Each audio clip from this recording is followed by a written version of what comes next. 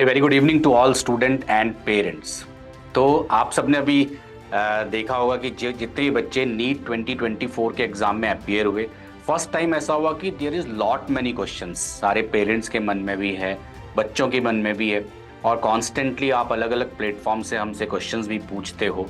तो इसलिए हमने सोचा कि आज वर्मा सर से हमने रिक्वेस्ट की, उनको बताया कि पेरेंट्स और बच्चों के बीच में क्या प्रॉब्लम्स आ रही है, और आप ज़रा हमें गाइड करें और बच्चों को भी बताएं सो दैट बच्चे परेशान ना हो।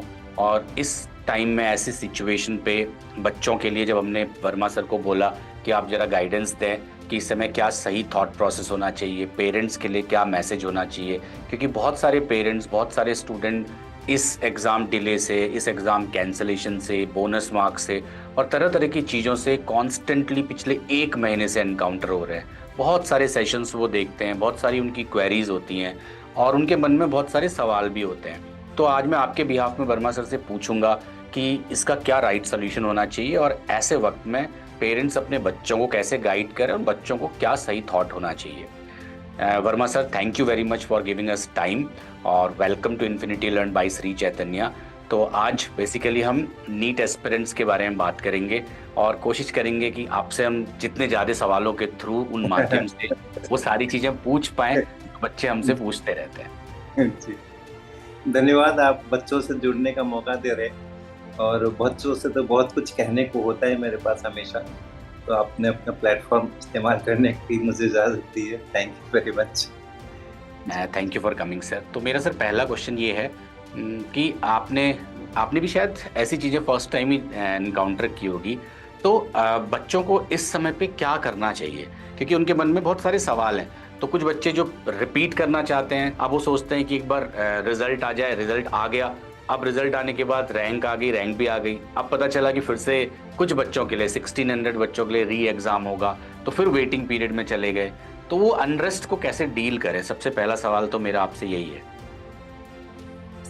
देखिए, ये तो एक स्पेसिफिक इंस्टेंस है और मैं चूंकि किसी नीट या जेई के लिए अलग से कभी पढ़ाता नहीं हूँ या किसी को गाइड नहीं करता हूँ, तो मैं केवल बहुत जनरल फिलोसफीज की बात करूँगा कि जिंदगी के अंदर में बहुत सारी चुनौतियाँ आएंगी, जिंदगी के अंदर में बहुत सारी कठिनाइयाँ आएंगी, बहुत विषम परिस्थितियाँ आएंगी जो आपने सोच करके, जो प्लान करके और लंबे समय तक आपने उसके लिए मेहनत की होगी, सब कुछ किया होगा और एक क्षण के अंदर पता चलता है कि वो सारी चीज़ें जो हैं वो काम नहीं आती। लेकिन ये केवल परीक्षा की और एक खास साल, एक खास कुछ हो गया है ऐसी बात नहीं है। ये ज़िंदगी में होता ही रहता है, एक्सीडेंट्स होते ही रहते हैं, कभी कुछ हो जाता है, कभी कुछ हो जाता है, कभी कुछ हो जाता है। बहुत सारे बच्चे हैं जो बहुत सामान्य परिस्थिति के अंदर में अपने पारिवारिक कारणों से इस तरह की परिस्थितियों से जूझना पड़ता है उनको। तो ज़िंदगी जो है वो दुनिया बहुत खूबसूरत भी है लेकिन बहुत चुनौतीपूर्ण भी है। तो इसलिए एक बहुत जनरल सी बात है कि पेशेंस नहीं खोना, कभी भी धैर्य नहीं खोना। विषम परिस्थिति हो या अनुकूल परिस्थिति हो, उसके अंदर में पेशेंस रखना ये बहुत ज़रूरी है। जो चीज़ें अपने कंट्रोल्स में हो सकती हैं उसके लिए पूरा परिश्रम करके उन परिस्थितियों को अपने अनुकूल बनाने की कोशिश करना है और क्या जो बेस्ट हो सकता है वो करना है। अब जैसे इस नीट परीक्षा के लिए इतना वो प्रदर्शन हुए, ये हुए, यहाँ वहाँ लिखा गया, कोर्ट में केस किया, ये सारी मेहनत जो की गई है उस परिस्थितियों से लड़ने के लिए वो अपनी जगह है। लेकिन हर हालत में ये मान के चलना चाहिए कि कोई भी दुख इतना बड़ा नहीं होता है, कोई भी कठिनाई इतनी बड़ी नहीं होती है, कोई भी चुनौती इतनी बड़ी नहीं होती है कि उसके लिए फ्रस्ट्रेट हुआ जाए, उसके लिए डिप्रेस हुआ जाए और उसके लिए हिम्मत हारी जाए। तो ये चुनौतियां स्वीकार करना ये अपना स्वभाव होना चाहिए, क्योंकि चुनौतियां आती जाती रहेंगी। प्रोफेशन में चले जाएंगे तो भी चुनौतियां आती जाती रहेंगी, आप कुछ भी करोगे तो भी चुनौतियां, सारी जिंदगी में बहुत सारी चुनौतियां आ सकती हैं। तो इसलिए ये बहुत जनरल बात है कि आदमी को धैर्य कभी भी नहीं खोना चाहिए। तो एक पहला तो मेरा ऐसे आएगा, बातें आगे बढ़ेंगी तो और भी चीजें निकल सकती हैं। ये बहुत अच्छी बात बताई सर आपने, क्योंकि इस वक्त शायद पेरेंट्स को और बच्चों को ना धैर्य की बहुत ज़रूरत है। और जी, हम ये देखते हैं कि ऐसा होता क्यों है। जनरली क्या होता है कि एक बच्चा जो बहुत साल से प्रिपेयर कर रहा है और सडनली उसको ऐसा होता है। और ओवर इन्फॉर्मेशन भी है सर आजकल। एक होती है जी। इन्फॉर्मेशन, एक होती है ओवर इन्फॉर्मेशन। तो जब आप ओवर इन्फॉर्मेशन से बॉम्बार्ड कर देते हैं बच्चों को, जब आप बहुत सारी चीजें बोलने लगते हैं और बहुत छोटी छोटी चीजों में मैंने देखा एनालिसिस होने लगी, रिजल्ट पहले क्यों आ गया उसके ऊपर भी क्वेश्चंस हो गए। और शायद वो क्वेश्चन कुछ हद तक जायज भी होंगे, नहीं भी होंगे, बट इतनी ओवर इन्फॉर्मेशन है। मुझे लगता है ये ओवर इन्फॉर्मेशन भी एक प्रॉब्लम का कारण है। तो ये ओवर इन्फॉर्मेशन के ऊपर आप कुछ बोलना चाहेंगे सर? देखिए क्या है ना कि अपनी जो पूंजी होती है, वो पूंजी अपनी स्किल्स होती है। करेक्ट। मेरे में कितनी स्किल्स डेवलप हुई है, वो मेरी पूंजी है। अपना सारा कंसंट्रेशन इस बात पे होना चाहिए। तो वो क्या हो रहा है, कैसा नहीं हो रहा है, क्या हमें कुछ गड़बड़ हो रहा है, कुछ ठीक हो रहा है, ये हो रहा है, बहुत सारी चीजें हो सकती हैं। लेकिन अगर हम में स्किल है, तो फिर हमारी प्रगति तो गारंटीड है। लेकिन हम में अगर स्किल नहीं है, तो फिर चीजें हम एप्सिलॉन डेल्टा के रूप में छोटी छोटी चीजों को देखते हैं कि अरे ये हो जाता तो मेरा कुछ और हो जाता, वो हो जाता तो कुछ गड़बड़ हो गया, ये हो गया तो और अच्छा हो गया। But the basic main bulk जो हमारा स्ट्रेंथ है, वो है कि हमें दिमाग से सोचना आता है, कि हमें हाथ से काम करना आता है। ये चीजें जो दो हैं, कि हम सोच सकते हैं क्या, हम थिंक कर सकते हैं क्या। आप नीट के लिए प्रिपेयर कर रहे होंगे, जेई के लिए प्रिपेयर कर रहे होंगे, तो आपको ये स्किल आया क्या कि जो प्रॉब्लम आपके सामने में परीक्षा में प्रश्न पत्र में आया है, या ड्यूरिंग प्रिपरेशन जब आपको एक प्रश्न सामने आपके होता है, तो क्या उस पर आप ठीक प्रकार से सोच पाते हैं। ये स्किल अगर आपने डेवलप करके रखी हुई है, तो ये छोटी मोटी बातों, हाँ कोई बड़ा हादसा हो जाए, बहुत ही कुछ गड़बड़ सड़बड़ हो जाए, पेपर लीक हो जाए तो अलग प्रश्न है। लेकिन हर हालत में चाहे कुछ भी हो जाए, कुछ भी हो जाए, अगर हमने पढ़ाई के दौरान अपने स्किल्स को डेवलप किया है, हमें जो बायोलॉजी आती है, हमें जो केमिस्ट्री आती है, हमें जो फिजिक्स आता है, हमें जो लैंग्वेज आता है, हमें जो अंग्रेजी आती है, हमें जो हिंदी आती है, हमें जो लैंग्वेज आती है, उस पे मेरी महारत हासिल हुई कि नहीं, अगर वो महारत हासिल हुई है ना, तो कुछ भी और नहीं चाहिए, कुछ भी और नहीं चाहिए। होने दीजिए, जितना उठा पटक होना है होने दीजिए, अंत में आप ही विजयी होकर के निकलोगे। और अगर मान लीजिए कि वो महारत हासिल नहीं, और फिर भी हमने किसी कारण से हमारे अच्छी जगह सिलेक्शन भी हो गया है और हमने एडमिशन भी ले लिया है, तो ये दूसरा संदेश मिल रहा है कि एक अच्छे इंस्टीट्यूशन के अंदर में हायर स्टडीज के लिए एडमिशन ले लेना, ये कहीं से भी आपके जीवन के करियर की सफलता की गारंटी नहीं है। नहीं है, बिल्कुल नहीं है। ऐसा नहीं है कि आपने इस फलाने इंस्टीट्यूशन में आपको एडमिशन मिल गया, रैंक इतनी आ गई और आप यहाँ चले गए, यहाँ एडमिशन हो गया। That is not the end of the story. उसके बाद वहां उस इंस्टीट्यूशन की अपनी चुनौतियां आने वाली। अभी आपके प्रिपरेशन की चुनौतियां थी, उस इंस्टीट्यूशन तक पहुंचने की आपकी चुनौतियां थी।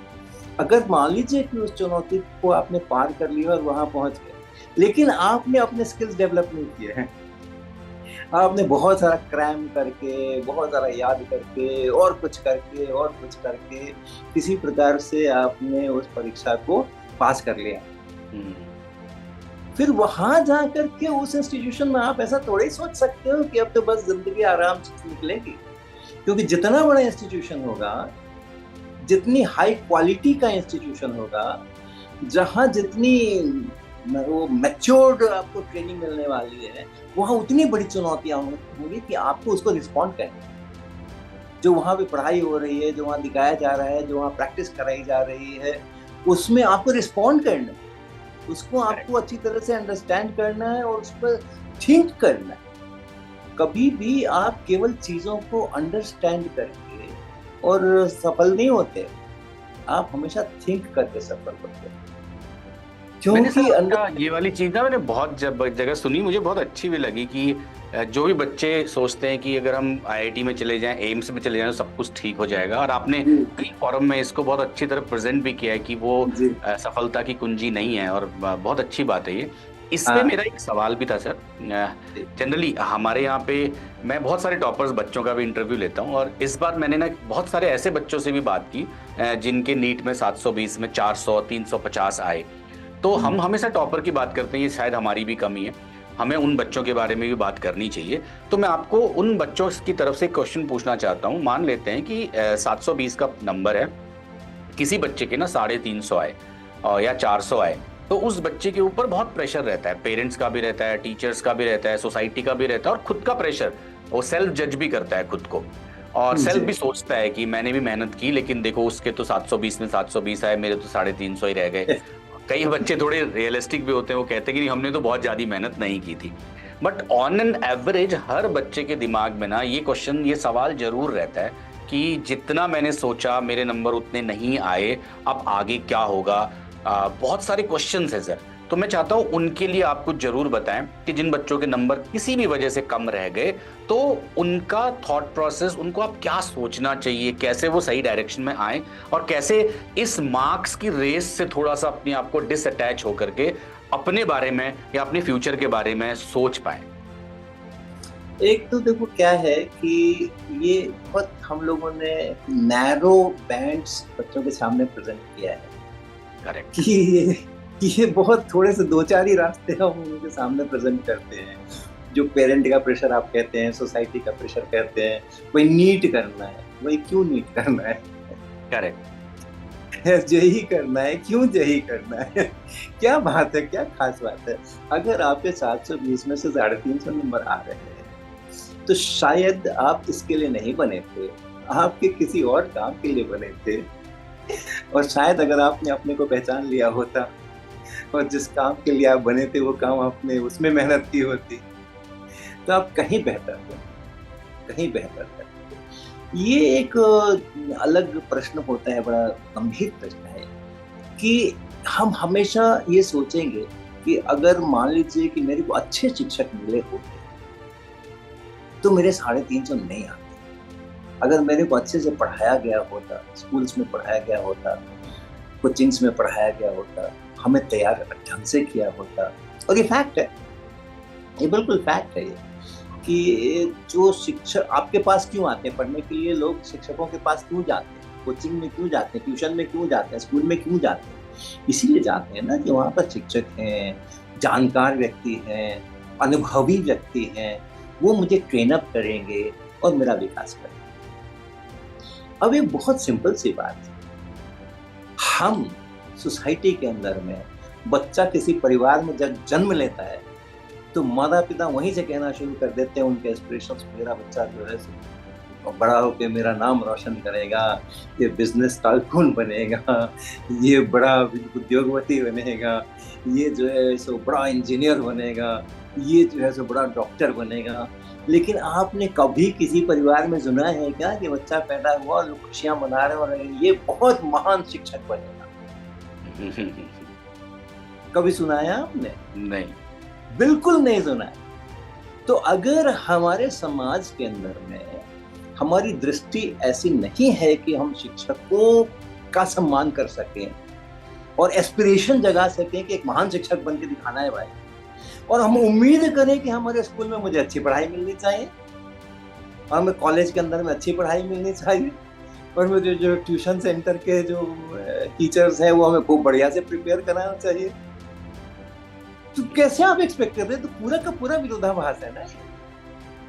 तो आज देश को भी सबसे बड़ी जरूरत, आगे आने वाले लाखों करोड़ों विद्यार्थियों के भविष्य के लिए भी ये बहुत जरूरत है। जिस तरह देश को डॉक्टरों की बहुत जरूरत है, देश को शिक्षकों की भी बहुत जरूरत है। यही दो प्रोफेशन मुझे नजर आते हैं जो किसी की जिंदगी को छूते हैं। एक डॉक्टर होता है तो वो किसी की जिंदगी को छूता है, उसके रोगों को ठीक करता है, वो लाइफ सेव करता है। बहुत बार जबकि जिंदगी अपना साथ छोड़ रही होती है तो जो डॉक्टर है वो उसको आगे लेके जाता है। डायरेक्टली वो जिंदगी को टच करता है। और एक मुझे शिक्षक नजर आता है, और डॉक्टर के बाद दूसरा, जो कि किसी की जिंदगी को टच कर रहा है, जो कि किसी की जिंदगी के अंदर में उनके स्किल डेवलप कर रहा है, उनको कॉम्पिटेंट बना रहा है, उनको एम्पावर बना रहा है, उनको आगे पूरी जिंदगी में जो उनको चुनौतियां मिलने वाली है उनके लिए उनको तैयार कर रहा है। तो ये इतना इतना नोबल प्रोफेशन है, बाकी सब छोड़ दीजिए आप। तो भाई कोई बात नहीं है ना, आप 350 नंबर ला रहे हो, 400 नंबर ला रहे हो, और आपका नीट में सिलेक्शन नहीं हो रहा है, तो आप एक पूरे सोशलाइज, इसकी बात नहीं कर रहा हूँ कि अभी किसी स्टूडेंट को ऐसा हो गया तो क्या होगा, एक पूरे सामाजिक जो अपना ताना बाना है उसकी बात कर रहा हूँ। एक शुरू से रहना चाहिए कि हमारे पास और बहुत सारे ऑप्शंस हैं जिससे हम अपने को भी सफल करियर बना सकते हैं, अच्छी सैलरीज भी पा सकते हैं। ऐसी भी बात नहीं कि अच्छी सैलरीज नहीं पा सकते और पैसा उत्पन्न नहीं कर सकते हैं, बिल्कुल कर सकते हैं, हर प्रोफेशन से कर सकते हैं। ऐसे मेरे पास कई सारे ऑप्शंस हैं, कई सारे रास्ते हैं, और हम जिसमें बेस्ट करेंगे, जिसमें हम बेस्ट परफॉर्मेंस दे सकते हैं, उसी से हम टॉप पर जा सकते हैं। और शिक्षक बनने के लिए क्या करना होता है? बीएससी करनी होती है, एमएससी करनी होती है। अगर आप प्योर साइंस की बात करें तो बीएससी करेंगे, एमएससी करेंगे, पीएचडी करेंगे, तो शिक्षक बनेंगे। तो लेकिन उसको इस दृष्टि से देखना है कि अरे नीट में नहीं हुआ, इतनी 3 बार हमने अटेम्प्ट किया और नहीं हुआ, फिर बहुत फ्रस्ट्रेट होकर के और फिर तब दूसरा प्रोफेशन चूज करना, ये बहुत व्यावहारिक परिस्थिति नहीं है, ये बहुत एनॉमली है, ये बहुत बड़ी एनॉमली है। और जितने हमारे, मुझे पता नहीं है कि ऐसा क्यों है, मुझे पता नहीं ऐसा क्यों है। कभी कभी लगता है कि ये सारा सब कुछ एक इंडस्ट्री के जो तौर तरीके होते हैं, अपनी चीज़ों की मार्केटिंग करना और उसमें से व्यवसाय करके और खूब सारा पैसा, वो जो बिजनेस का अपना एक बेसिक ये है, ये उसका परिणाम है। इतनी जो एग्रेसिव एडवर्टीजमेंट होते हैं, अखबारों के पन्ने एडवर्टीजमेंट से भरे होते हैं, ट्यूशन सेंटर्स के, कोचिंग सेंटर्स के, ये हवा बनाई जाती है ना। जो बिजनेस के अंदर में क्या होता है कि एक हवा बनाई जाती है, फेयर एंड लवली लगाओगे तो गोरे हो जाओगे, और बिक जाती है फेयर लवली। मजे की बात ये है कि वो बिक जाती है, तो गोरा कौन हुआ कौन काला हुआ रह गया पता नहीं है, लेकिन वो बिकती है। तो वो आप ये वाला टूथपेस्ट लोगे तो ये होगा, ये वाली साबुन लगाओगे तो ये ऐसे त्वचा कोमल हो जाएगी, और ये वाला फ्रेग्रेंस लगाओगे तो ये हो जाएगा। वो बेच लेते हैं, वो उसको अपने जो मार्केटिंग की अपनी उनकी जो टेक्नोलॉजीज है उसे वो बेच लेते हैं, और सोसाइटी के अंदर में एक उसका एक क्रेज बना लेते हैं अपने प्रोडक्ट। तो इज इट दैट? बट ये मैं तो यही कहूँगा कि किसी को भी फ्रस्ट्रेट होने का ज़रूरत नहीं है। आपके जितने भी अच्छे खराब रैंक आए हैं, दुनिया आपके लिए इंतज़ार कर रही है, दुनिया आपके लिए इंतज़ार कर रही है कि आप एक बहुत सफल करियर लेकर के आओगे, जिस भी फील्ड में लेकर के आओगे। इस फील्ड के अंदर में नहीं लेके आ रहे हो कोई बात नहीं, और 1 साल 2 साल 3 साल बर्बाद नहीं होते। अगर 1 साल 2 साल 3 साल मैंने पढ़ाई की है, आप देखो जिस समय मैं बीएससी कर रहा था, मैंने तो इंटर करने के बाद न जेईई का फॉर्म भरा, न नीट का फॉर्म, नीट तो नहीं होता था उस समय में, लेकिन जो भी मेडिकल की परीक्षाएं होती थी मैंने तो भरी नहीं, न इंजीनियरिंग की कोई परीक्षा के लिए फॉर्म भरा, न मैंने इसके लिए फॉर्म भरा। तो जब मैं बीएससी में था तो बिहार के अंदर में राजनीतिक आंदोलन बड़ा जोरदार था, और उसमें हमारी बीएससी के इम्तहान 2 वर्ष देर से। तो जहाँ क्यों नहीं भरा? मतलब आप पहले से डिसाइडेड थे कि आपको बीएससी एमएससी करना है और एक शिक्षक बनना है, इसलिए? हाँ, ओके। मैंने देखा इस बात को शुरू में ही अनुभव कर लिया था। मेरे शिक्षक बहुत प्यारे मिले मुझको, स्कूल सिस्टम के अंदर और कॉलेज सिस्टम के अंदर बहुत प्यारे शिक्षक मिले मुझको। जो भी हमने क्लास 8, 9, 10, 11 पढ़े हैं, मुझे शिक्षक बहुत अच्छे मिले, और हमने देखा कि वो शिक्षक किस प्रकार से एक छात्र के जीवन को उसके अंदर में रंग भरते हैं। तो इतना पवित्र प्रोफेशन, मेरे को इतना प्यार हो गया उससे कि कुछ नहीं करना है, कुछ नहीं करना है, सीधा बीएससी करनी है। लेकिन मैं आपको जो कह रहा था कि वो जो राजनीतिक आंदोलन चला, जिसको कि संपूर्ण क्रांति आंदोलन बिहार में कहा जाता है, 2 वर्ष की हमारी परीक्षाएं लेट, जो 1973 में एग्जाम होना था 1975। अधिकांश लोग जो थे इस बात के लिए परेशान हो रहे थे, मेरा साल बर्बाद हो रहा है, मेरा टाइम बर्बाद हो रहा है, मेरा टाइम बर्बाद हो रहा है, टाइम बर्बाद हो रहा है, और मैं खुशियां मना रहा हूँ। मुझे पढ़ने का मौका मिल रहा है, मुझे और पढ़ने का मौका मिल रहा है, मुझे और पढ़ने का मौका मिल रहा है। और मैंने ढेर सारी किताबें इकट्ठी करके, उस समय गूगल और इंटरनेट और ये सब तो नहीं होते थे, लेकिन वो फुटपाथों पर किताबें बिकती थी पुरानी पुरानी, उन सब जगह जा जा के ढूंढ करके हमें मौका मिल गया ना। वो 1973 में परीक्षा हो गई होती तो बस हो गया होता, काम खत्म। लेकिन ये 2 साल एक्स्ट्रा जो मिले हैं, वो 2 एक्स्ट्रा साल के अंदर मैंने ढेर सारी पढ़ाई, और वो ढेर सारी पढ़ाई करके मैं बहुत खुश हूँ।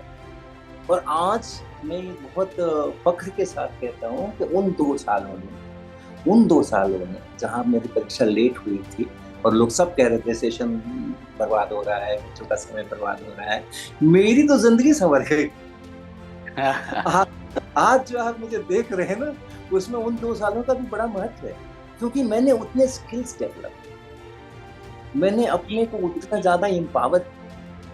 तो आप यही संदेश मैं बच्चों को दूंगा कि आप इसकी भी चिंता नहीं करना कि आपके 2 साल चले गए हैं, 3 साल चले गए हैं, 4 साल चले गए हैं। अगर आपने कॉन्फिडेंस गेन किया वो 2 साल 3 साल के अंदर, पहले आप जितना कॉन्फिडेंट थे कि हाँ मैं कर सकता हूँ, आज आप उससे ज्यादा कॉन्फिडेंट हो, आज आप उससे ज्यादा नॉलेजेबल हो, आप उससे आज डीपर देख सकते हो प्रश्न के अंदर। कोई पैराग्राफ आपको दिया गया है, कोई पन्ना आप पढ़ रहे हैं, कोई चैप्टर आप पढ़ रहे हैं, अखबार आप पढ़ रहे हैं, मैगजीन आप पढ़ रहे हैं, फिल्म आप देख रहे हैं, अगर आप उसकी एनालिसिस करने की क्षमता आप में आ गई है, अगर उसके बारे में आप सोच सकते हो, तो आप किसी फील्ड में चले जाओ, आप फाइन आर्ट्स में चले जाओ, आप किसी में चले जाओ, सिरेमिक्स में कुछ भी कर लो, आप हिस्ट्री में चले जाओ, ज्योग्राफी में चले जाओ, कहीं भी चले जाओ, आपकी उन्नति को कोई नहीं रोक सकता। बहुत रास्ते हैं, छोटे बड़े बहुत सारे रास्ते हैं। आज उन्नति को कोई नहीं, जिसको सिचुएशन से एनालाइज करने जाते। पत्रकार क्या करते हैं, बड़े बड़े जर्नलिस्ट जो हैं आज, वो लोग क्या करते हैं ना कि एक सिचुएशन को एनालाइज करते हैं। तो कभी आप अपने दिमाग का उस प्रकार का विकास करके देखो, कितना आनंद आएगा, और आप अनेक प्रोफेशंस में से कहीं भी फिट हो जाओगे। बिल्कुल चिंता की बात नहीं है। नीट ही कर सकते हैं। जिसने नीट नहीं किया वो जो है वो कमजोर बच्चा है, और जिसने नीट पास कर लिया ऐसा नहीं होता है। परीक्षा पास करना अलग चीजें होती है, और अपने में शक्ति लाना, एकेडमिक पावर्स डेवलप करना अलग बात है। ये सर आपने बहुत अच्छा बोला। जैसे आप अगर पहले से ही पैशनेटिक हो कि आपको फिजिक्स पढ़नी थी, आपको शिक्षक बनना था, तो आपका एग्जाम 1 साल डिले हो, 2 साल डिले हो, उससे आपको कोई फर्क नहीं पड़ा, क्योंकि वो टाइम मिल गया आपको और अपने सब्जेक्ट पे काम करने का। लेकिन ना मुझे क्या लगता है सर, शायद as a teacher, as a society, parents की, हमारी शिक्षक की या और लोगों की भी गलती होती है कि हम बच्चों को ये सिखा नहीं पाते कि आप अपने अंदर वो प्रतिभा को ढूंढो, और इसमें ज़्यादातर बच्चे स्ट्रगल करते हैं। तो इसलिए जब वो क्लास 6, 7, 8 में होते हैं तो उन्हें पता रहता है कि मेरे को अब नीट करना है, जेईई करना है, तो वो कुछ और सोचते ही नहीं है। तो वो इसी जगह पे आ जाते हैं। और फिर आप ये देखिए 24 लाख बच्चे इस बार नीट के एग्जाम में दिए, और ओवरऑल गवर्नमेंट की जो सीट्स हैं वो शायद 50 से 60 हज़ार के बीच में है। तो आप ये 99% बच्चे जो नीट के एस्पिरेंट्स हैं, उनको तो वैसे भी सीट नहीं मिलनी थी। तो ये और ऐसा भी नहीं है कि ये बच्चे डॉक्टर नहीं बनना चाहते, लेकिन जो आपने शुरू में बात कही कि हम क्या अपने अंदर वो प्रतिभा ढूंढ रहे हैं, क्या हम अपना इंटरेस्ट आइडेंटिफाई कर रहे हैं, तो शायद बच्चों को सर कभी टाइम ही नहीं मिलता, या कभी इसका एहसास ही नहीं होता कि मेरे अंदर कौन सा चीज़ ऐसा है जिसको मैं स्किल बोलता हूँ, जिसको मैं स्ट्रांग बना सकता हूँ, रेदर देन कि वो टीचर्स पेरेंट्स की सुन करके तैयारी शुरू कर देते हैं कि यही करियर है, अब इसी को करना है, और जब नहीं होता है तो ये सिचुएशन आती है जिसका अभी हम डिस्कशन कर रहे हैं। तो ये बैरियर बच्चे कैसे ब्रेक करें? नहीं, देखो ये सोशल प्रॉब्लम, ये ना एक सामाजिक आंदोलन की जरूरत है और सामाजिक चेतना की जरूरत है। इसमें बच्चे अकेले कुछ नहीं कर सकते। ये क्या है ना कि हमारे यहाँ आजकल की जो सोसाइटी है, खास करके जो शहरी सोसाइटी में क्या हो गया है कि बच्चों को हम एक्सपोजर नहीं देते। ग्रामीण क्षेत्र के जो बच्चे होते हैं वो घूमते रहते हैं, उनके पास बहुत समय होता है, वो भी स्कूल जाते हैं, वो भी पढ़ाई करते हैं, लेकिन उनके पास बहुत समय होता है, वो यहाँ मिट्टी में करेंगे, वहाँ पेड़ पे चढ़ के आम तोड़ेंगे, वहाँ पर ये करेंगे, उससे बातें करेंगे, उससे बातें करेंगे। दुनिया भर की एनालिसिस उनको वहाँ से सोशल इंटरेक्शन से मिलती रहती है और तरह तरह के अनुभव मिलते रहते हैं। तो लोहार क्या कर रहा है, पढ़ाई क्या कर रहा है, उनको सब पता होता है। हमारे घर के बच्चे अपनी किताबों के अलावा कुछ नहीं जानते, उनको एक्सपोजर नहीं देते हम ना। हम एक्सपोजर दें तब अपनी प्रतिभा को ढूंढने का चांस बने। बहुत अच्छा। हम 10 चीजें देखें, हम 10 चीजें देखें तब मुझे लगेगा अरे ये तो बड़ा मजा आया इसको करने में, ये इस उसमें तो मैं बार बार उसी में जा करके वो करता हूँ, ये वाली चीज तो मुझे बड़ी अच्छी लग रही है। किसी को हो सकता है एग्रीकल्चर ही बहुत अच्छा लगे, किसी को लगता होगा कि हाँ किसान जो है वो कैसे करता है और कैसे वो जो वो गेहूं पकता है तो उसके बाद फिर कैसे उसका थ्रेशिंग होता है और उसी कैसे धूल उठती है, उसी में उसको मजा आ जाए, पता नहीं। लेकिन अगर हम एक्सपोजर ही नहीं देते, हम बहुत छोटी क्लास से स्कूल जाना है और होमवर्क नहीं बन रहा है तो एक ट्यूटर भी घर में ला करके रख दिया या उसको कहीं भेज दिया क्लास 5 से 6 से 1 से 2 से। मैंने तो पटना में देख करके बड़ा हैरान रह गया। मेरी इसी जैसे आईपैड से मैं काम कर रहा हूँ, इसी में फोटो है, वो दीवार के ऊपर, बिल्डिंग की दीवार के बाउंड्री वाल के ऊपर उसका एडवर्टीजमेंट था, coaching classes from nursery to 5, CBSE pattern पर आधारित। और ये नर्सरी 5 के बच्चों को सीबीएसई पैटर्न के आधारित पढ़ाई के लिए, कोचिंग के लिए एक अलग सेंटर है, एक बिल्डिंग है, लोग हैं, ऑफिस है, और लोग आके वहां एडमिशन करा रहे हैं। तो हमने जब बच्चों को एक्सपोज नहीं किया दुनिया के साथ में, तो उनको मौका हम नहीं दे रहे ना कि अपनी प्रतिभा को वो आइडेंटिफाई करें। तो बैरियर वहां पे है। लोग दुनिया देखें, जरा ट्रैवल करें, इधर उधर जाएं, गलियों में ढूंढें, गलियों में घूमें, मोहल्लों में घूमें, स्पोर्ट्स ग्राउंड में जाएं, वहां देखें, मूवी देखें, ये करें, कुछ करते रहें, ढेर सारा काम करते रहें। लेकिन वो सब छोड़ करके और बहुत कम उम्र से उनको एक ट्रैक पकड़ा देना कि भाई नीट कर लो तो जिंदगी बढ़िया, जेई कर लो तो जिंदगी बढ़िया। लेकिन ऐसा होता नहीं। देखो ना, आप कितने डॉक्टर बनते हैं, आप बता रहे हो 50,000 सीट है, मान लो हर साल प्रति वर्ष 50,000 डॉक्टर निकल के आ रहे हैं। लेकिन हम फिर जब हम बीमार पड़ते हैं ना, तो वो एमबीबीएस का केवल देख करके नहीं जाते हैं उसके यहाँ, हम रेपुटेशन देख करके जाते हैं, किस डॉक्टर के यहाँ मुझे जाना है, किस डॉक्टर के यहाँ मुझे जाना है, वो रेपुटेशन दे करके हम जाते हैं। और किसी डॉक्टर की तो बहुत चलती है और किसी की बिल्कुल नहीं चलती है। लेकिन ये मुझे बड़ा अच्छा लगा ये आंसर आपका। मैं कई बार बच्चों को ये बता भी नहीं पाता था कि कैसे प्रतिभा ढूंढें, और ये जो आपने अभी बोला ये एक्चुअल प्रॉब्लम है, क्योंकि जो बच्चे 11वीं में होते हैं, अगर आप ये देखें स्कूल, कोचिंग, ये सबको मिला करके ये इतना लंबा टाइम होता है ना कि वो सच में वो एक्सपोज नहीं हो पाते, वो देख ही नहीं पाते। जो आपने बोला है वो जेन्युइन चीज बोली है। और अगर जो भी बच्चे ये सेशन देख रहे हैं उनको ये समझना बहुत जरूरी है, जो वर्मा सर ने भी बोला कि आप अपने आप को एक्सपोज करो, सोसाइटी को देखो, चीज़ों को देखो, घूमो। बहुत सारी चीज़ें जब आप देखोगे, सीखोगे, तब आप समझ पाओगे कि आपका इंटरेस्ट किस में है। लेकिन अभी अगर आप ये देखोगे, अगर आप बहुत ही ज़्यादा फोकस्ड होकर एक ही चीज़ कर रहे हो तो आपने अपने अंदर शायद वो एक्सप्लोर ही नहीं किया और आपने वो चीज़ें देखी नहीं कि और भी क्या क्या चीज़ें हो सकती हैं। बहुत अच्छी बात बताई सर आपने, और मुझे लगता है कि ये बहुत सारे पेरेंट्स के लिए भी बहुत यूज़फुल होगा ये समझना कि कैसे अपने बच्चों की प्रतिभा को और निखार पाएं। सर मेरा एक सवाल उन बच्चों के लिए भी है जो बच्चे अभी इस सिचुएशन में हैं जहां अभी हम बात कर रहे थे नीट की, कि इंतजार कर रहे हैं। अब उन्होंने 11वीं 12वीं कर ली है, तो अब शायद जो हम बात कर रहे हैं वो उनके लिए उतना बेनिफिशियल नहीं होगा, बट अभी भी अगर वो अपने करियर को, अपने जीवन को एक सही दिशा देना चाहते हैं तो क्या सोचना चाहिए और कैसे उसको एक्सप्लोर करना चाहिए? तो मैं तो इतना जानता हूँ कि आप कुछ भी अपने हाथों में हुनर पैदा कर लो और अपने दिमाग में सोचने की शक्ति उत्पन्न कर लो, आपको कुछ ना कुछ खुद ही मिल जाए। हम ढूंढ रहे हैं एम्प्लॉयमेंट, लोग कहते हैं अनएम्प्लॉयमेंट, काहे का अनएम्प्लॉयमेंट। भारतीय शिक्षा बोर्ड में मैं थोड़ा संबद्ध हूँ उससे, और हमने वहाँ पे साइंस एजुकेशन ऑफिसर करके एक जगह है जिसको कि हम फिल करने के लिए हमने लोगों से एडवर्टीजमेंट करके और मांगे लोग। और ये एक कहानी नहीं है, ये सिर्फ हम जो सबसे ताजी वाली है वो आपको कह रहे हैं, रोज ऐसा होता है, हमेशा ऐसा होता है।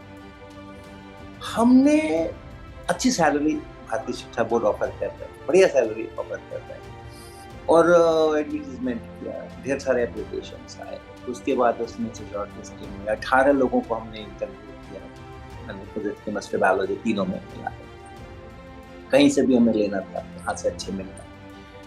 और आप इतना मतलब आश्चर्य की बात है, कागज के ऊपर बहुत स्ट्रॉन्ग बायोडेटा, वो यहाँ प्रिंसिपल रहे, वहाँ पढ़ाया, इतने साल पीजी रहे, ये हुआ वो हुआ फलाना हुआ, सब कागज के ऊपर बहुत अच्छा। लेकिन हमारे इंटरव्यू के अंदर में वो बहुत बेसिक प्रश्नों के उत्तर नहीं दे पा रहे, क्योंकि मेरे प्रश्न टेक्स्ट बुक वैरायटी के नहीं। जहां हमने उस डोमेन से बाहर कदम रखा और जहां दिमाग लगाने की जरूरत जरा सी आन पड़ी, वहां सबके सब बिल्कुल खराब परफॉर्म करते हैं और रिप्लाई नहीं कर पाते। फिर हमने कहा चलो एक 8वीं क्लास का एक चैप्टर लिख दो, एक हमने उसका आउटलाइन दे दिया कि हमें ये रिफ्लेक्शन और ये रिफ्रैक्शन और ये और वो इतनी चीजें मिला के एक चैप्टर बनाना है क्लास 8 के लेवल के ऊपर, आप एक चैप्टर लिख दो, हम टेस्ट करें जरा कैसा होता है। और हमने उनको 7 डेज का टाइम दिया, 7 दिन ले लो, अपने घर पे रहो आराम से, उसको अपने साथ जितनी आप इमेजिनेशंस लगा सकते हो लगाओ, करके दो। लोगों ने सबमिट किया, और जब हमने उसका प्लेगरिज्म चेक किया तो 70%, 80%, 85% कंट्रोल सी कंट्रोल वी हो रहा है। तो ये चक्कर है ना, अगर हमें एक आदमी मिल जाए जिसको कि थोड़े से बेसिक्स पता हो अच्छी तरीके से और जो थोड़ा सा सोच सके, तो इमीडिएट एम्प्लॉयमेंट है मेरे पास, इमीडिएट एम्प्लॉयमेंट है। तो अगर आप जो भी कर रहे हो, आप जिस भी स्ट्रीम से कर रहे हो, उसमें अगर आपने अभी भी इस समय भी अगर आपने 11-12 कर लिया है और उसके बाद फिर अब आप समझ रहे हो कि हाँ मुझको नीट जेई का रास्ता मेरे लिए नहीं बना, आपको एक और कहानी बताता हूँ मैं आपको। एक मेरे ही परिवार का बच्चा था, अरुण कुमार, उसने जेई के लिए तैयारी करी और अपने +2 के समय में बहुत बढ़िया था, मेधावी, गुड, अच्छा परफॉर्मेंस, अच्छा सोचने वाला, अच्छा करने वाला। और जब उसने परीक्षा दी तो उसको जेई के अंदर में क्वालिफाई वो नहीं हुआ, और सबको बहुत घोर आश्चर्य हुआ कि क्यों नहीं हुआ। मुझे आश्चर्य नहीं हुआ, क्योंकि मैंने उसका पेपर देखा था और उसका क्यों अच्छा नहीं हुआ मुझे पता था कि क्यों अच्छा नहीं हुआ। उसका एकेडमिक्स बहुत अच्छा था, उसका प्रिपरेशन बहुत अच्छा था, लेकिन जैसे मैं कह रहा हूँ ना कि वो अनपेक्षित चीजें, अनएक्सपेक्टेड चीजें जिंदगी में होती रहती। तो उसको जब फिजिक्स का पेपर उसके हाथ में आया तो उसने जब उसकी रीडिंग की तो उसको लगा कि मैं सारे सवाल कर सकता हूँ, ऑल ऑफ देम। तो उसे ये समझ नहीं आया कि केमिस्ट्री और मैथ्स में जैसे उसने 80% सवाल किए थे और 20% नहीं किए थे, या 85% किए थे, 15% नहीं किए थे, उसके पास ये ऑप्शन है कि वो फिजिक्स में भी 85% ही अटेम्प्ट करे, 15% छोड़ दे। केमिस्ट्री में, मैथ्स में चूंकि उसको वो 80% ही समझ में आया कि हाँ ये मैं कर सकता हूँ, तो उसने उतना ही किया। यहाँ उसको समझ आ गया कि मैं 100% कर सकता हूँ, and he fought a race against time. उतने ही 3 घंटे में मुझे 100 सवाल करने, 100 नंबर के सवाल करने। उस रेस के अंदर में he made so many silly mistakes. Convex को कॉन्केव पढ़ रहे, सवाल ही नहीं पढ़ पा रहे ढंग से, फटाफट कर रहे हैं। तो वो उसका क्वालिफिकेशन नहीं हुआ उसमें जेईई के एग्जाम में। सब लोगों ने उसके साथ सहानुभूति दिखाई और उसको कहा कि चलो इस बार तो कुछ धोखा हो गया, अगली बार तो भाई तुम्हारी इतनी बड़ी तैयारी है तो तुम्हें तो अच्छे रैंक से होना ही होना है, और किसी बार की गलतियों से सीख लो और अगली बार ये ऐसी गलती ना करना। द बॉय सेज कि मैंने आईआईटी को एक मौका दिया था कि मुझे and IIT has lost that opportunity, and I'm not going to give them any second chance. और उसने जाके DIT बेगूसराय के अंदर में एडमिशन ले लिया, उसके लिए क्वालिफाई कर। ये एक अपने मन के अंदर में एक अपने ऊपर कॉन्फिडेंस होना चाहिए कि जेई और नो जेई, नीट और नो नीट, मैं अगर जानता हूँ, मुझमें अगर मैंने अगर अच्छी पढ़ाई की है तो मेरे को बस पैर रखने की जमीन कहीं भी मिलेगी तो हम आसमान छू लेंगे। ये अपने ऊपर आत्मविश्वास होना चाहिए, अपने ऊपर, और वो आएगा, वो आत्मविश्वास आएगा अगर आपने सही मायने में प्रिपरेशन की है अपनी पढ़ाई की, सही मायने में आप हमेशा दिमाग में वो परीक्षा बैठी हुई है, नीट नीट नीट। आप कह रहे हो कि 24 लाख में से 50,000 का एडमिशन, चाहे कुछ भी हो जाए, चाहे कुछ भी हो जाए, 24 लाख में से 50,000 का ही सीटी उतनी है, और उसी को आपने, मैं कैसे उस 50,000 के अंदर में आ जाऊं, यही हमेशा अगर चिंता आपके मन में बसी हुई है तो आप लर्निंग कैसे करोगे? लर्निंग कभी भी स्ट्रेसफुल इन्वायरमेंट में नहीं हो सकती। लर्निंग के लिए आपको बहुत एक स्वाभाविक प्रकार का वातावरण होना चाहिए। आप हमेशा स्ट्रेस में रहोगे तो लर्निंग नहीं हो सकती। तो इसलिए वो थोड़ा उससे बाहर निकले, और लर्निंग पे ज्यादा फोकस करें। रिजल्ट तो लर्निंग से ही आएगा, अच्छी लर्निंग होगी तो रिजल्ट आने के चांसेस बढ़ेंगे। हालांकि वो इतने ब्लीक चांसेस होते हैं, 50,000 डिवाइड बाय 24 lakhs, तो उसको मॉनिटर करना और उसके अंदर में अपनी जगह बनाना, उसकी संभावनाएं है नहीं है, क्या नहीं है। लेकिन लर्निंग की तो हमेशा संभावना बनी हुई है ना, वो तो अनंत संभावना बनी हुई है, उसमें तो कोई कंपटीशन नहीं है। लर्निंग अगर आप करना चाह रहे हो तो आप तो 24 लाख के सारे 24 लाख एक साथ लर्न कर सकते हो ना। आप सिलेक्ट तो 50,000 होगे, लेकिन 24 लाख लोग लर्न तो कर सकते हो ना। आप फिजिक्स, केमिस्ट्री, बायोलॉजी को अच्छी तरह से पढ़ सकते हो, अच्छी तरह से समझ सकते हो, अच्छी तरह से उसके अंदर घुस सकते हो, नए सिचुएशन आप खुद क्रिएट कर सकते हो। आप एक क्वेश्चन पेपर अच्छा सा नीट का बनाने की कोशिश करो। हर एक स्टूडेंट जो है वो वो करे कि मैं ऐसा बढ़िया नीट का पेपर बनाऊंगा कि दूसरे लोग सॉल्व करेंगे तो उनको 720 के अंदर में 600 लाने में पसीने छूटेंगे। अगर मेरी समझ इतनी विकसित हो गई है, मैं एक नीट का पेपर क्रिएट कर सकता हूँ अच्छा सा, भले ही मैं खुद भी जब वहां जाऊं तो 600 नंबर ना लाऊं नीट के अंदर, लेकिन मेरी इतनी अच्छी समझ विकसित हो गई है तो कौन मुझको रोकने वाला है? नीट में आने के चांसेस भी बढ़ेंगे अगर लर्निंग अच्छी है। आप स्ट्रेसफुल एनवायरनमेंट में नहीं रहोगे तो आपका दिमाग पर टाइट रहेगा, आपका हेल्थ अच्छा रहेगा। हेल्थ का भी तो बहुत सारा, तो डॉक्टर बनने की बात है, तो पहले लर्निंग वाली बात सर आपने बहुत अच्छी बताई। मैं इसका एक एग्जांपल देता हूँ। मैंने ये ना, जब भी मैं टॉपर्स के साथ इंटरेक्शन करता हूँ तो मेरे मन में हमेशा ही रहता है कि कुछ ऐसी स्ट्रैटेजी इनसे निकालूं कि जो बच्चे सुन रहे हैं उनके काम की बात हो। बट पिछले 4-5 साल से जब भी मैंने बात की, हम last year all India rank 1 JEE advance में हमारी कोचिंग का था, इस बार भी अंडर 10 4 बच्चे हैं, सबसे बात की, बट कभी कोई ऐसी बात निकली नहीं है इस एक्सेप्ट दिस की जो आपने अभी बोली कि वो लर्निंग के ऊपर फोकस थे। कभी प्रेशर नहीं हुआ, कभी स्ट्रेस नहीं हुआ। दी प्रॉब्लम इज दैट कि हम जो बच्चे पेन में भी रहते हैं या जो स्ट्रेस में भी आते हैं ना, तो वो शायद इस बात को समझ नहीं पाते जो अभी आपने कही लर्निंग वाली बात। और अगर जब से मैंने यूट्यूब वाली जर्नी देखी है तो मैंने देखा है कि आप ना यहाँ पे ये व्यूज देख पाते हो कि इस वाले वीडियो पे बहुत व्यू हैं, तो आप देखेंगे जितने वीडियो जो ये कहते हैं कि 1 घंटे में ये पूरी चीज पढ़ लो, अगर आपने ये चीज लिखी है तो सबसे ज्यादा व्यूज है। तो ना लोग, बच्चे सब जल्दी, तो जब जल्दी में है तो इसका मतलब वो जल्दी से कुछ सीख जाना चाहते हैं और वो बस एग्जाम क्रैक करना चाहते हैं। तो जो आपकी कहने का मतलब है कि वो तरीका सही नहीं है। अगर आप इंजॉय कर रहे हो सब्जेक्ट को, आप सीख रहे हो, तो आज नहीं काम आया तो कल भी आएगा। जो आपने अभी एग्जाम्पल बच्चे का दिया वो बहुत अच्छा एग्जाम्पल था। तो ये लर्निंग को सर और कैसे इंप्रूव कर सकते हैं, यहाँ इंटरेस्ट की बात भी आती है। जब मैंने 1-2 आपके लेक्चर देखे तो मैंने देखा है कि आप हमेशा फिजिक्स को इंटरेस्टिंग बनाने की कोशिश करते हो। तो शायद इसीलिए कि वो एक बार बच्चे का इंटरेस्ट जनरेट हो तो वो सही लर्निंग वाले डायरेक्शन में आए।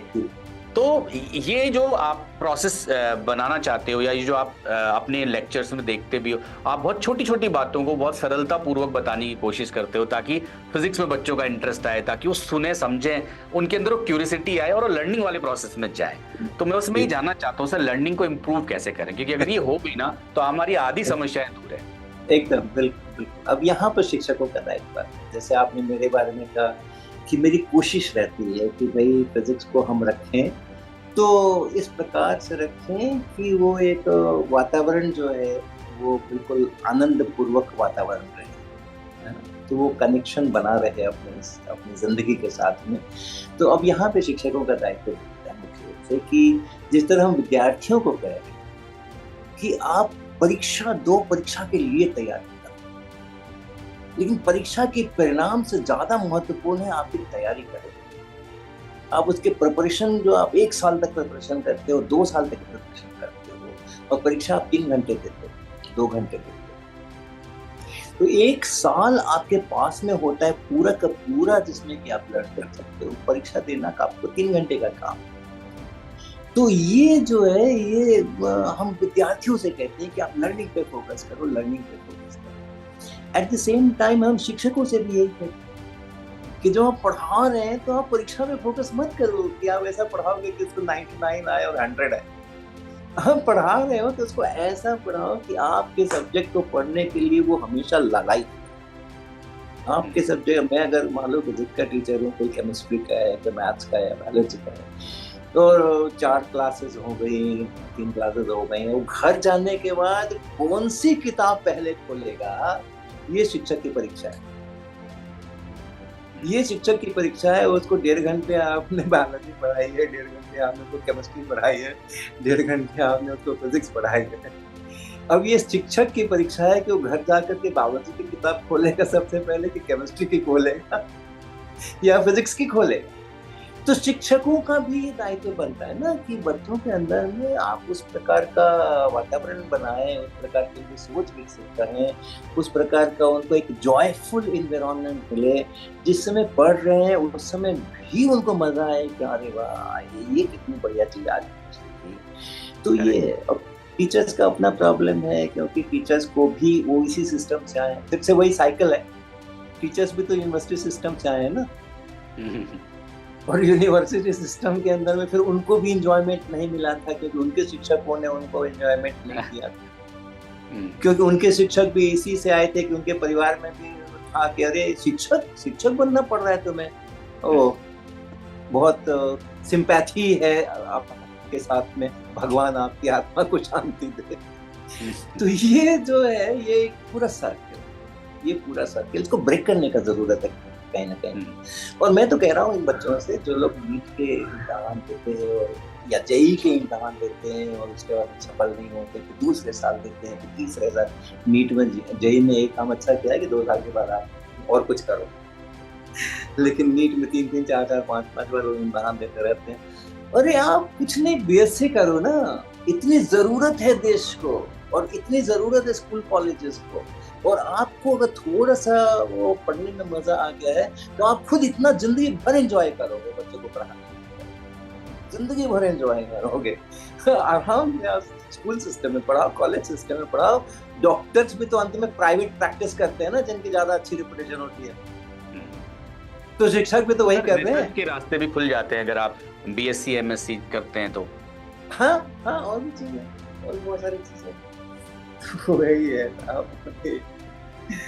बहुत सारे क्वेश्चंस के जवाब सर आपने दिए, बहुत बहुत धन्यवाद। पेरेंट्स के लिए भी आपने बताया शिक्षकों को कैसे पढ़ाना चाहिए और बच्चों को कैसे लर्निंग पे फोकस करना चाहिए।